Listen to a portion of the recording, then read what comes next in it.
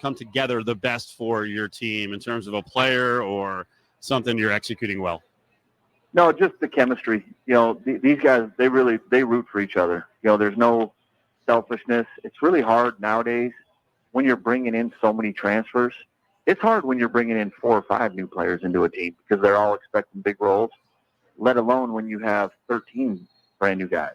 And so all those guys came here with the intention of being starters and being great players in the Mountain West, but you can't do that for everybody, and so they've really bought into each other's success, and it's a great group to coach.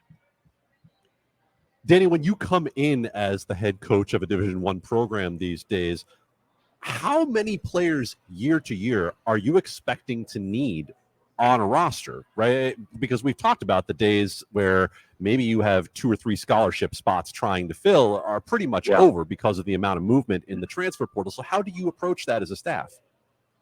Yeah, I think, on a normal year, you're probably thinking, 3 to 4, anywhere from 2 to 4 guys probably leave every year.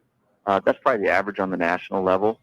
Like you're not expecting to take over a Mountain West program and have no points, no rebounds, no assists returning, and you got to sign 11 players in mid-April. Like you don't expect that, and I don't think that's going to happen that much. I think it was me and the coach at New Mexico State are really the only 2 that have ever kind of inherited, a program like with those numbers returning. But yeah, I mean, hopefully it doesn't. It's such a different landscape in college basketball and college football, like everything nowadays that, it's going to become, I don't think having to sign 11 guys late is going to become the norm, unless there is some coaching changes, but hopefully it doesn't. Coach, it's not fair to the fans. Like fans love following guys for 3-4 years, and it's really hard to do nowadays. Coach, one of the things that we've said on this show is that with how deep this conference is, that the conference is going to cannibalize each other with the tough games that everyone is playing night in and night out. What would have been your thoughts on this conference and how tough it is? Oh, it's brutal. It's exactly what you just said. It got to a point like when I was in the Big Sky, like I would always look down the road like, hey, here's who we play in 2 weeks, 3 weeks, just so I knew how to kind of motivate my team or like what I was trying to get across or what we were preparing for.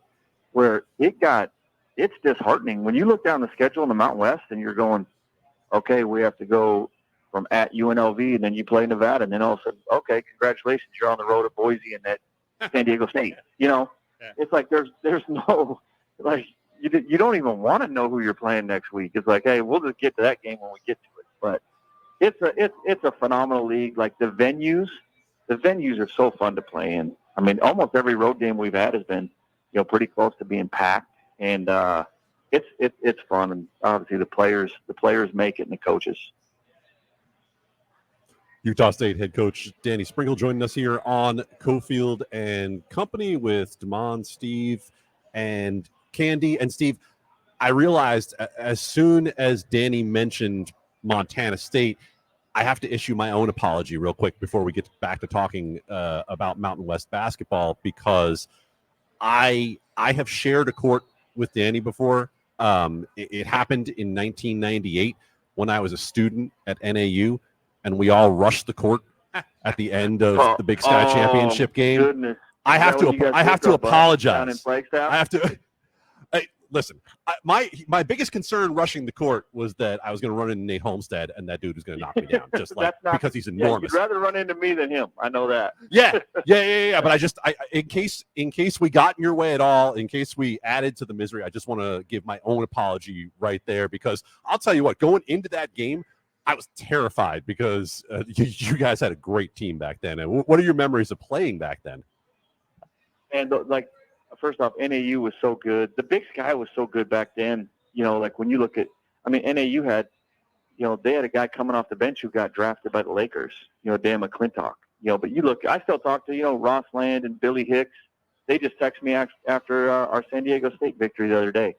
So it's fun to hear from guys like that. Or, when I'm out recruiting and I see Jamie Dixon, I still talk to Ben Howland, like I'll call him or he'll call me, every month or so. And it's fun to kind of share some of those Big Sky stories and kind of talk about the old days. Danny Sprinkles up on Cofield Company. You got the Mountain West Conference tournament coming to town, UNLVtickets.com or the MW.com to get the tickets. It's March 10th to the 16th, and we're talking a little Utah State basketball and the conference. So you mentioned getting messages after the victory over San Diego State. What was the atmosphere like that night when you have the biggest boy come into town and you've got a crowd like you have? What was the crowd like that night? And I'm also hearing, is the student to regular fan ratio actually kind of hovering more on the side of the students now? The students taking over like 50% of your building? Oh yeah, it's crazy. Wow. And I'm not just saying this, like, you can come see it. Jeff Goodman saw it. I mean, our student section, I can't imagine anybody being better in the entire country. Not just the Mountain West, like the entire country. They're almost 4,000, 4,500 strong every game. At 6 o'clock, they sprint down. They do not stop cheering until 15 minutes after the game. Like, they go crazy. And it's a huge advantage for us. But on Tuesday, I mean, the place was rocking. I mean, the same when we played Boise, and same when we played, like, you can't hear in there. It's hard to coach because I can't get my players' attention to even be able to call plays or anything. Like, people literally have to wear earplugs, like, when they're at the game. And it's an awesome environment, and it's why you sign up to play in the Mountain West and at the highest level of college basketball. So if I put together a list and rank all the point guards in the league, I'd have Darius Brown pretty high up there. But early in the season, reliable scorer, but not explosive scorer. And all of a sudden, what's gone into him where he's like, it's time to score now? Yeah, don't mention him. Just keep him under the radar. Right? Keep him under the radar. Yeah. I absolutely love coaching him. Obviously, I had him at Montana State, but he is so good. He is so good. I don't think he gets the respect nationally that he deserves. I see a lot of point guards around the country that are on the Bob Cousy list, and, top 30 point guards in the country, and he's never mentioned. If there's 25 better point guards than Darius Brown, then I want to see him because I know how much he means to our team and how good of a player he is. I thought, we don't win at Wyoming. He took the game over.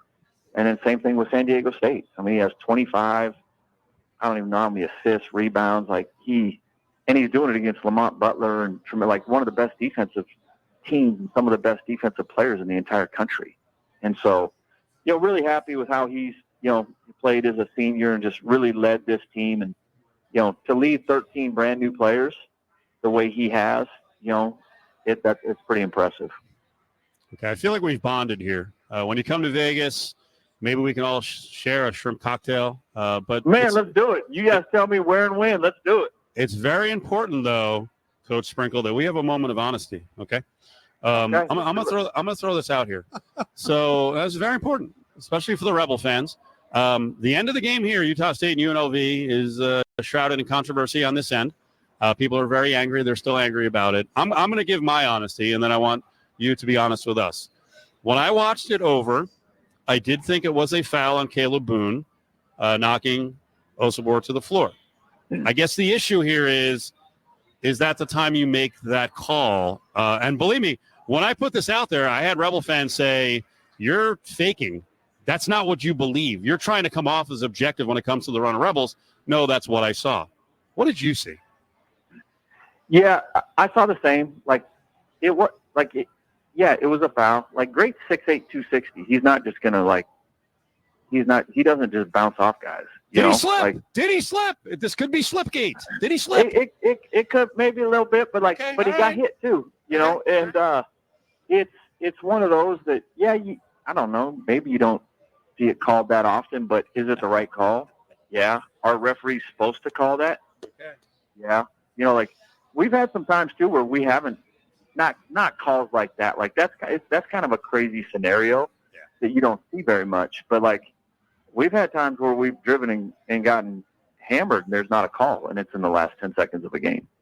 Where sometimes they let you play through stuff. But I think the way just how the collision occurred, the ref saw it and and thank goodness for us, he called it. Danny, don't let Cofield do this in that game that I know Rebel fans don't want to talk about. There was a couple shot clock violations that there was a T3 and a dunk and all sorts of stuff if we want to keep going back into the game. No. That's enough. Yeah. Don't open See? the wound. See? Don't let Cofield do this to you, Coach. Don't let I'm an actual basketball referee. Don't let him start doing this to you. This is not fair. He likes to dig back into games. There's so many calls that you can go back to in any game. This is classic doubt. Cofield. I'll tell you what, because the other thing too is that people don't want to talk about is, okay, Darius Brown made a big time three. He had to make that three. UNLV didn't let him make that three. Right. Great still had to make 2 big time clutch free throws. You know, nobody gave those guys that. They had to earn that. But I'll tell you what, just quick story. The best thing about that UNLV game, I'm walking off the court, and you kind of have to go behind the basket, and you go through that little tunnel. Yes. And I don't know who the lady was, but she's older, and she got my attention, and she's like, "Coach, F you," and just flipped me off right in my face. And I was like, I was sitting there, and I was like, 2 things went through my mind. I was like, lady, you're lucky my mom's not here, or she'd just be mopping the floor with you. Oh, okay, there you go. She's from Butte, Montana, and you don't mess with Butte, Montana. And then number 2, I was like, this is awesome. Like, this is Mountain West. Like, how passionate she was. Yeah. I was like, this is awesome. You know, like, I was actually, like, that's good. Like, that's what it should be like, being a Rebel fan or an Aggie fan. But I was glad to get out of there, I'll tell you that much. It's rough here sometimes. It's rough. I love it. I loved it. Yep. So the tournament's coming up. I got about 30 seconds. I mean, going into this thing, you still got work to do here. I mean, this is going to be completely unpredictable because there are, going down. You could probably go down 8 or 9 teams in this conference. There's going to be some upsets in this bracket. Oh, no question. No question. I mean, you look at the top 8 teams even right now. Like there's no separation. There's really not. It's anybody can beat anybody, especially when you're on a neutral floor. And you mentioned there's still time to go in the season where, I mean, seeding's going to get crazy here in the next couple of weeks, and so we have to worry about us, and there's a lot of things that we need to get better at, and we just have to focus on that. Great convo. We appreciate a couple minutes here on a Friday, and we'll see you when you're back in town in a couple of weeks. You got it. Appreciate you guys. Let's do it. Shrimp cocktail. Hey, he was pretty honest. Danny Sprinkle, Mountain West Conference Tournament. All the coaches around the conference are helping us preview the thing. 10th to the 16th. Get your tickets now at unlvtickets.com. The